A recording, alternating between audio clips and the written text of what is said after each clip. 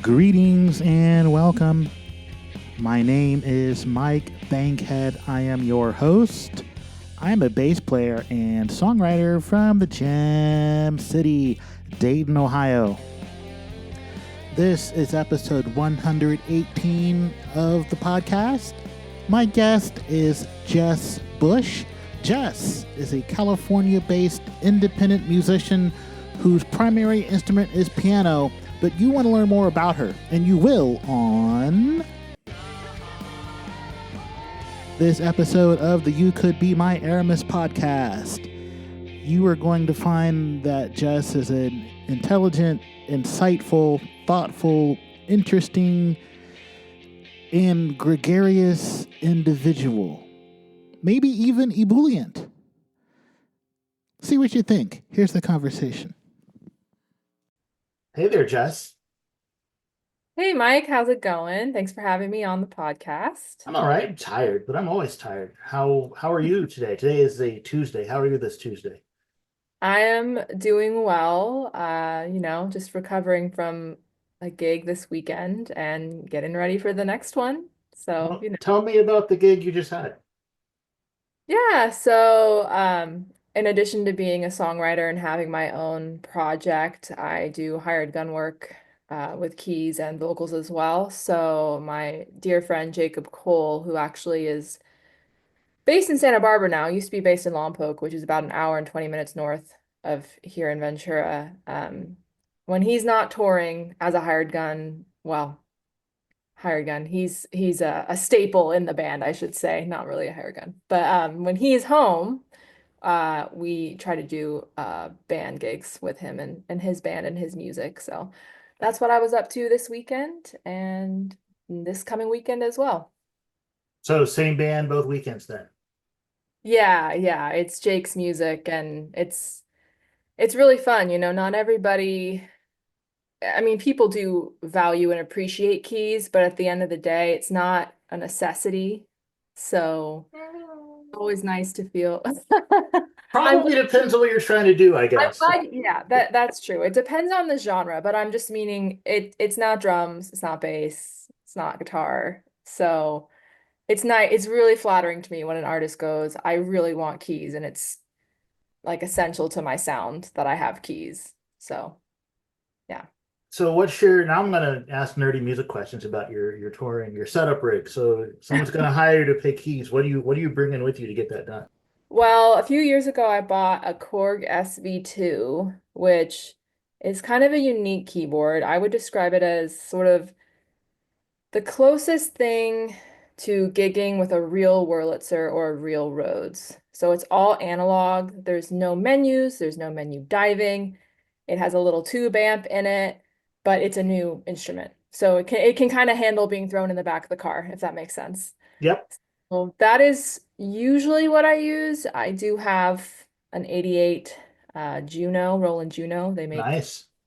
new ones now. And then I have a little Yamaha synth that if I am doing synth work, which occasionally I do from time to time, I would bring that. But yeah, nothing too complicated. I'm not a master of the bleep bloops, as I call them. More of a classically trained piano player who now leans into the rock and roll kind of alternative roots Americana genre of playing. Classically trained tells me that you can sight read, which is a nice skill to have. I can, although I definitely peaked ability-wise in high school because now, I mean, it's pretty infrequent that I get to sit down and read sheet music. But it's interesting how far, I mean, when I was only doing classical music, really, or growing up and just doing lessons in a classical path per se, I couldn't imagine being a musician and not knowing how to read sheet music. But now that I'm a professional and working with all these people who don't, it's you absolutely don't need to. You know, there's a lot of incredible musicians who have a pretty basic understanding of actual traditional theory, if that makes sense. Mm-hmm. Because there's a couple of different angles you can look at as far as what theory means. But, I don't know that many people who read sheet music, and it's just not nearly as important as I thought that it would be as a kid. if that makes sense. It does. I like to tell people, dear listener, if you're not a musician or don't know theory and it sounds complicated, I like to tell people that theory is a framework for communicating with other musicians. That's a good way to put it. Like Yeah, it's more important to me to be able to communicate ideas as far as theory is concerned. I'm a nerd and I like to learn about theory, right. but I realize that it is not so many musicians will say they don't know theory, but then you ask them things that are theory-ish and they know the answer, which means they can Exactly. communicate about music, which is really the important part. There's theory, there's reading sheet music, which overlaps with theory, but doesn't necessarily, there are a lot of people who have an exceptional understanding of music theory that can't actually sit down and read Yep. a piece of sheet music. So I totally agree. It's almost this, I like to say that every musician has a slightly different sphere of skills. And the more musicians you meet, the more you realize how many different ways you can be a musician and how many different skill sets you can have as a musician and strengths and weaknesses and styles. And yeah, it's really interesting how varied it can be from person to person. And you have several, which is useful since you're a pro. What was piano? Was piano your first instrument? Is that how you started? So yeah, piano, keys, definitely my primary instrument. I do play guitar, but I am a total beginner. Sometimes I like to write on guitar and just play around and I'll post videos to Instagram, but I usually try to put some kind of disclaimer that I am very much a beginner guitarist, not trying to be professional at all, but I think it's so important to pick up different instruments and get creative. And the problem with having, I guess technically you could say I'm a multi-instrumentalist because I also played clarinet and all this stuff, but really piano is the meat and potatoes of my career. But sometimes you get really locked into what the rules are of that instrument because you know it a little too well. So I love to pick up different things and just mess around because if you don't know what the quote unquote rules are, you can come up with some really interesting ideas. I like that. So Yeah. I did my homework and I read your bio on your website and I went to your Bandcamp page.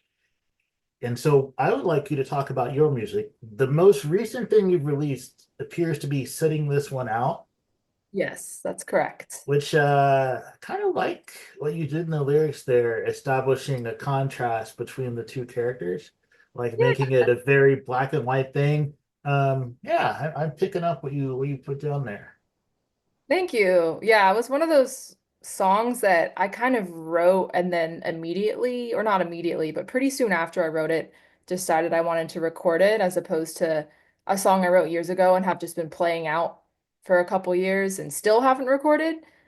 But sometimes you just get that urge and you're like, I have to go in the studio. I have to put this down. I have to get this out of this arrangement out of my brain because, there are lots of people who could produce me better than I could produce me. But for now, I do like to at least take on half of that role, which means you're walking around with bass lines in your head and guitar lines in your head and maybe percussion. And it's just so satisfying to go into a studio and just get it out and hear it live and then not have to remember what you're hearing. I guess that's the point of a demo, but I'm just not that computer savvy when it comes to Logic and Pro Tools, and it's definitely one of my weaknesses as a musician is I can sit next to an engineer and I can totally understand what they're doing and make decisions, but I can't really, run the program myself. So, So how yeah. much of that one did you do yourself? There's no names on it, so I don't know who played the guitar or bass or keys. I mean, I'm assuming you played the keys. Yeah, for some reason I use CD Baby and it doesn't always give you places to put who Oh, it does not. Yeah. But you're right. In the past, when I've used other distribution platforms, they do let you fill in, who played what instrument. But I'm always afraid if I just slap those names somewhere without the right designation, that they're going to show up like next to my name under the artist profile, which has happened to Hmm. people. Um, so yeah, sorry, what were you asking me Oh, again? did you produce that one yourself? Did you do all the stuff? So I sort of co-produced it with this awesome guy, Joel Jacks. He has a studio up in Santa Ynez, just north of here. He, 100% engineered the whole thing. It's his studio, and then we kind of bounce ideas back and forth. Um, I definitely benefit from his insights and his opinion, and it's just nice to kind of experiment, but not feel like I'm 100% responsible for the outcome as far as being a producer goes. But I know what I like. I usually know what I'm looking for. I'm not always right. There was actually one bass line in that song that I could have sworn was exactly what I wanted. And my bass player, Josh Moreau, said, Jess, that doesn't work. And he was totally right because the note I was playing on the keys and the note he was playing on the bass were right next to each other. And it just doesn't sound, it sounds like mud.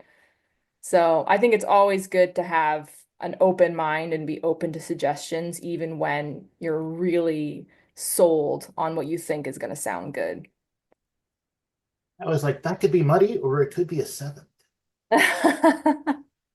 It's hard to be wrong, but you have to be open to the idea of being wrong because sometimes as a creative person, you have ideas and you execute them and it's not what you thought was going to happen. Or I'll hear a line that I would love to sing in a song, but I can't vocally do it, which is always really frustrating. But I think that's just part of the process is knowing when to call it, knowing when to push yourself, and knowing when to play it safe, and just balancing all three of those.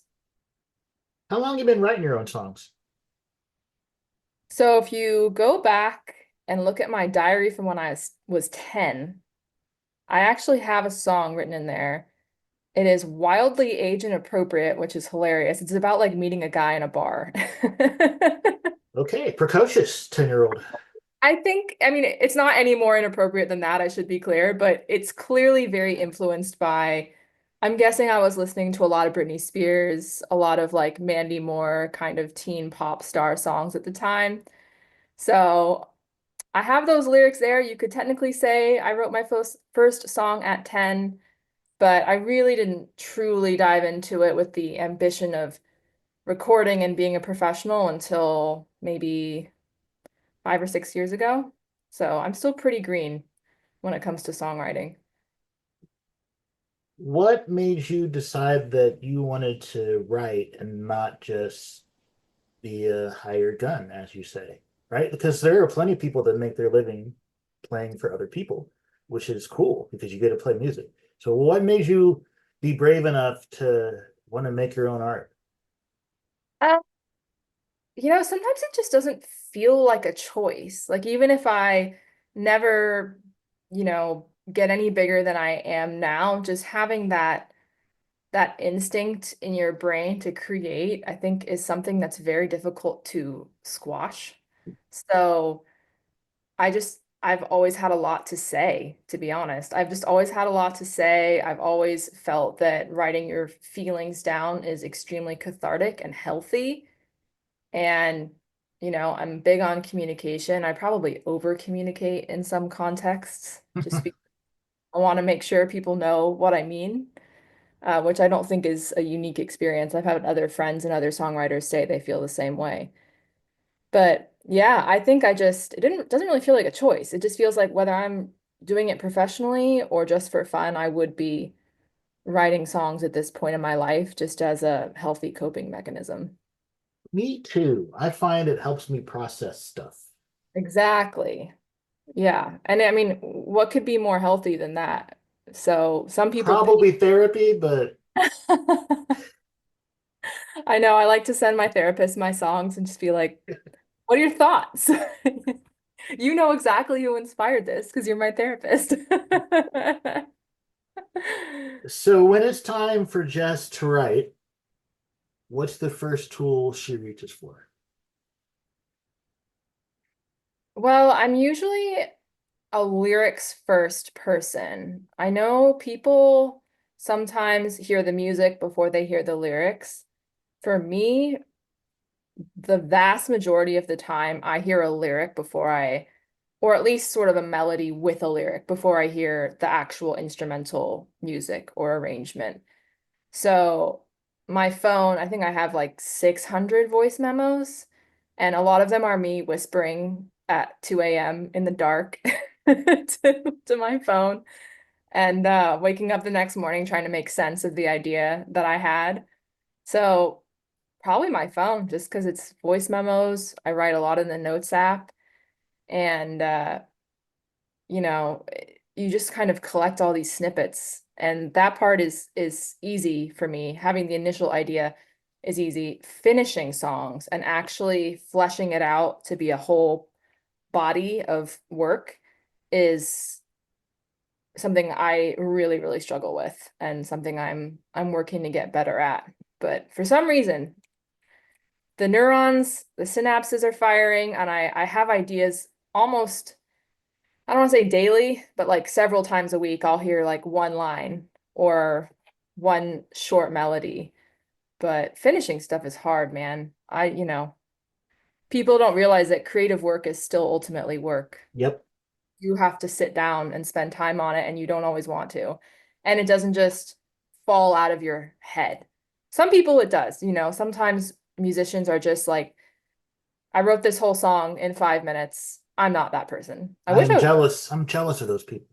Yeah, no, it is absolutely, it's laborious. Having the initial idea is one thing, but then sitting down and going, okay, I need a bridge, I guess, maybe.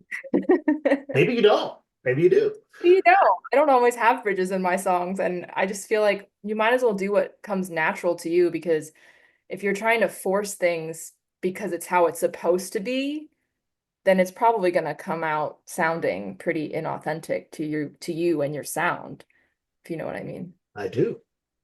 How do you decide after you've picked an idea and you might be hearing a melody with the lyrics or not? How do you decide whether you're gonna go to the piano or pick up that guitar I see in the background? Um, Usually if it's a lyric idea that's picked that has popped up in my head, I will go to the piano. Guitar is actually the rare instance where I will noodle around instrumentally and find something that sounds cool and then write the lyrics. But for the most part, I am running to the piano just because I am way stronger of a piano player than I am a guitarist and always will be. So, but yeah, I'm trying to learn a little bit of bass. I'm trying to get better at guitar. I'm trying to just have a varied skill set so that I can, express these ideas in different ways and not be so trapped to my main instrument. That's good. And I think when we as musicians try to be creative with another instrument that's not our principal one, having the skill limitations can actually lead to a certain amount of creativity. That's true. That's an interesting way to look at it that I hadn't considered before.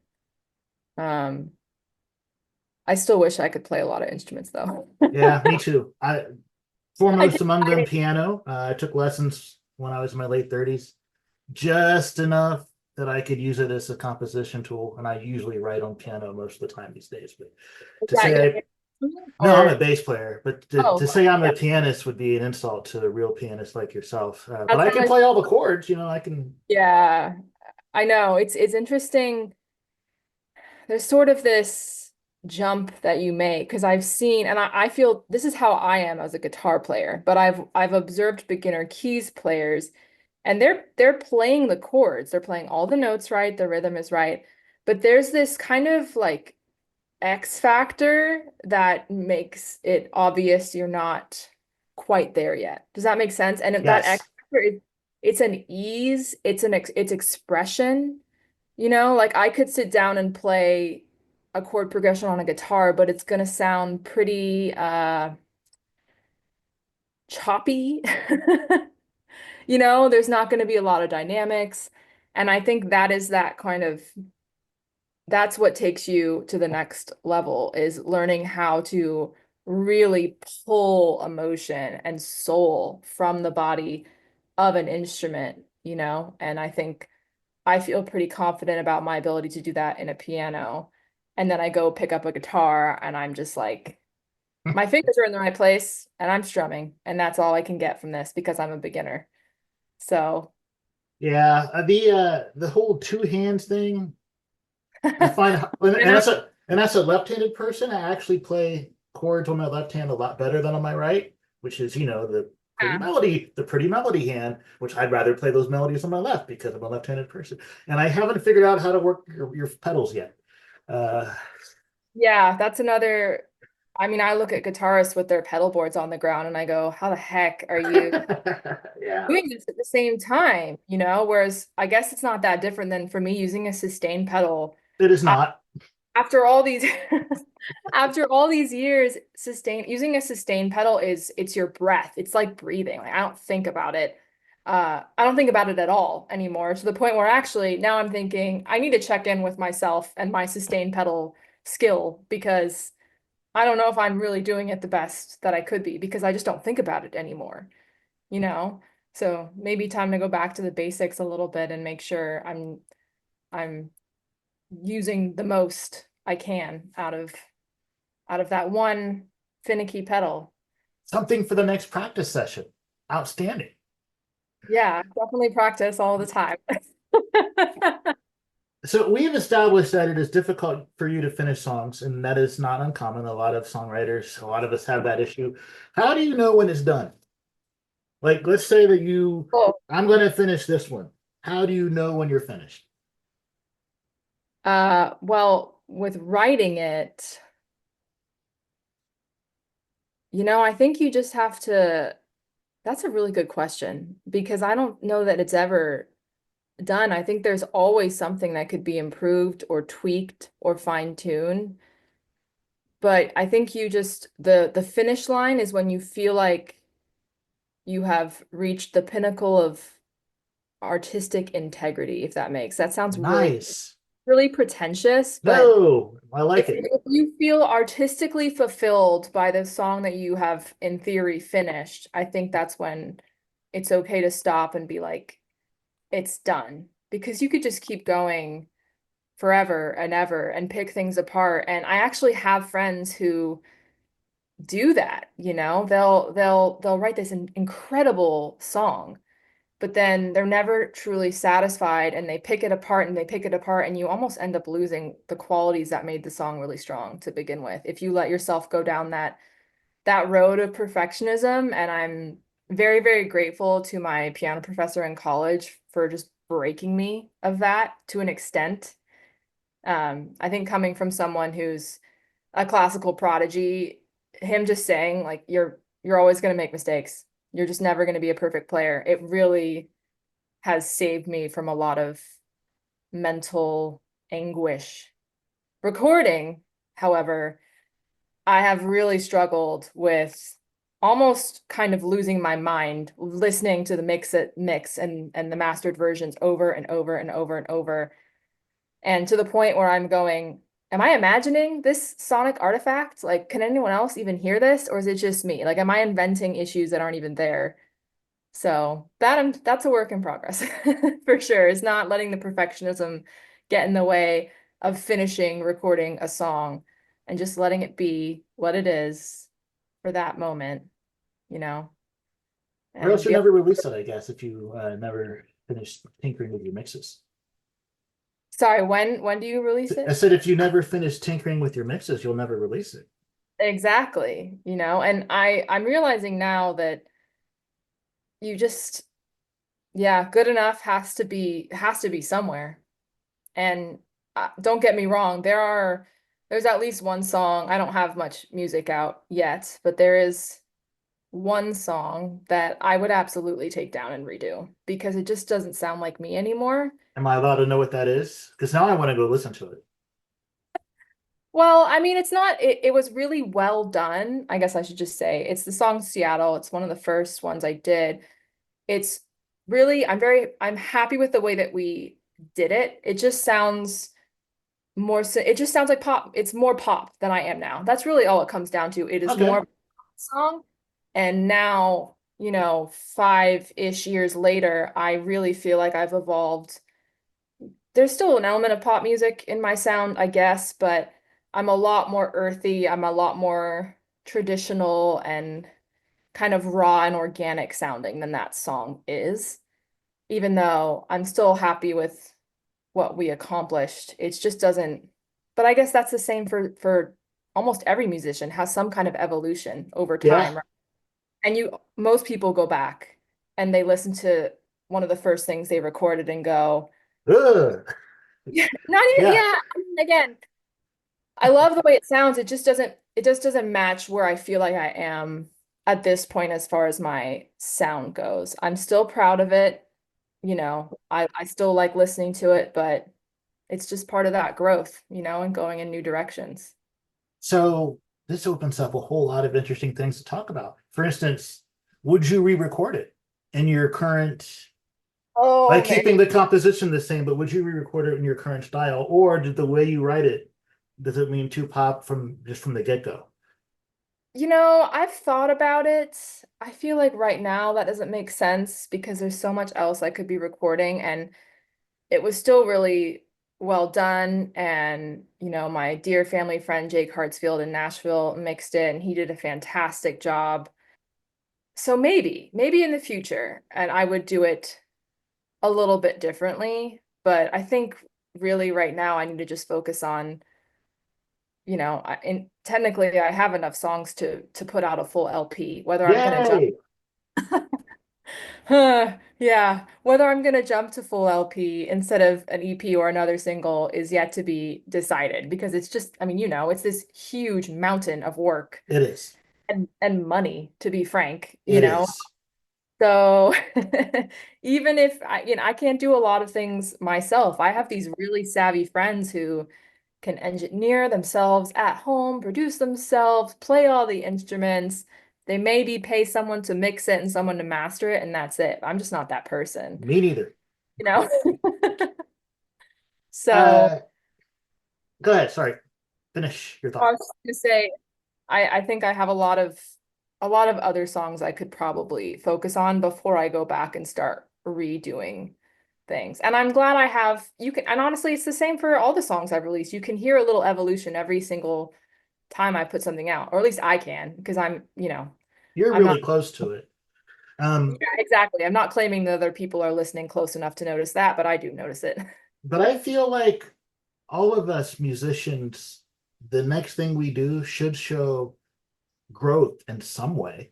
Yeah, The more you do it, the better you get, right? So, yeah, like, I'm like you.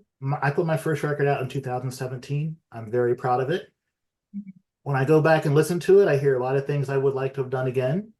But yeah, for where I was as a musician then, it's good work.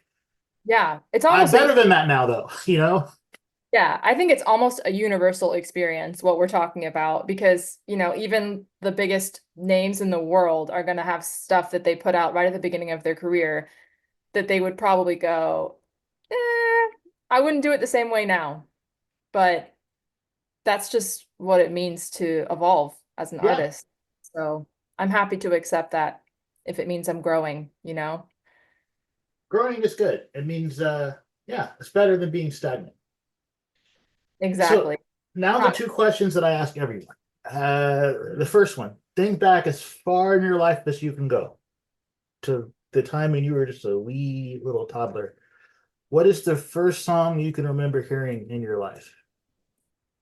Well, it's not probably not the answer that most people give, but I would say the first song technically that I heard would have been something my dad was playing on his piano because he composes and writes these beautiful compositions, and that was technically probably the first song that I remember hearing because Awesome. I've been walking around with these compositions in my head, nagging at him to record them my whole life. Hopefully one day he will. I just talked to him about that. Other than that, I do remember being like maybe 3 or 4 years old in my car seat belting what's it called? What's Up by the Four Non Blondes. Oh yeah, that's a good song. Which yeah, Todd and I were actually talking about for context, our dear mutual friend Todd Widener. We were talking about how he was working at a record store when that song came out, and I was in a car seat. And it's like We don't think about it because we're just good friends, We don't really realize that we're completely different generations. But Yeah, yeah, I do remember belting that song as a small child. So good that's a times. good song to belt, though. Yeah. And I mean, Linda Perry, I think Linda Perry, she's a huge deal. She's an incredibly successful person in music. So, Next question I ask everyone, which I stole from another podcast, but they are no more, and I miss them. It was a Dayton podcast that is no longer a thing. But the question I stole from them is, what did your childhood smell like? what did my childhood smell like? Oh my, Yes. um, I grass. I remember my dad mowing the lawn every Saturday. Definitely grass. Uh, my mom's perfume. Don't ask me what brand it was. Probably from some department store. I don't know. That's such an interesting question. I'm going to be thinking about that all day today. You Do know? you still like the smell of cut grass, or are you one of the, or are you Yeah, one of those folks that gets allergies? people in California generally don't cut their own lawns. It's a very interesting like East Coast versus West Coast, and it's not even necessarily like a socioeconomic thing. It's just back east, everybody in my neighborhood cut their own lawn, and people here generally don't, which is Hmm. interesting. But yeah, I still like the smell. Also in California, there's just less grass to cut because we're Yes, in a drought area and a lot of people don't have sod and turf in their yards. which is So probably better for the environment, to be honest. it is, we're trying to be responsible about our water consumption, whereas back east it rained all the time. So Still does. yeah. You say back east, that means you are not originally from California, I'm gathering. No, my parents are from London and then they moved to Raleigh, North Carolina about a year or two before I was born. So I lived there till I was 12 and then we moved out to Thousand Oaks, which is just north of LA, and I've been in California ever since. So yeah, kind of bi-coastal background. And I'll bet that because you have British parents, you can probably do a really nice British accent if you had to. Only under extreme duress do I do that for people. It just depends because there's like 17 dialects that you could choose. Yes. But when I visit family after a few days, I do notice I naturally want to assimilate, especially in Wales in the UK where there's even fewer Americans. If you sound like I sound, we've been walking down the aisle in a grocery store and people have like poked their heads around to see who is speaking because they're not used to hearing this, which is kind of funny. But Yeah. Welsh is the one that puts like lots of Y's and W's everywhere, isn't it? yeah, there's not really any concept of vowels. It is a very challenging language, but it's a very, very, very beautiful country. So I yeah, wish to go see it someday. I have not made it. good. And yeah, So, where should I send listeners to find you and listen to your music? Perhaps sign up for your mailing list, perhaps send you fan mail, any of that kind of thing. yeah. So Instagram, I'm just at Jess Bush Music. And then my website is www.jessbushmusic.com. I'm on Spotify, I'm on Apple Music, all those places, Bandcamp. Those are probably the best places to connect with me. And if you Outs- want, you can email jessbushmusic@gmail.com. Outstanding. Thank you for taking time out of your day to talk to me. I just, love hanging out and talking, nerding out on music with musicians. It's a good time. Yeah, anytime. Thank you very much to Jess for taking time out of her busy music making life to have this conversation. Dear listener, you really should go listen to her songs. They're very good. Sign up for her mailing list over on her website, and that'll be the best way for you to know what she has coming your way next musically. And also, dear listener, thank you for being here with me and listening to this podcast, which is called the You Could Be My Aramis podcast. If you had the time or inclination, I would love it if you would go like or subscribe anywhere you happen to listen to podcasts. And I'll be back with a new one for you next week with another talented musician. Bye.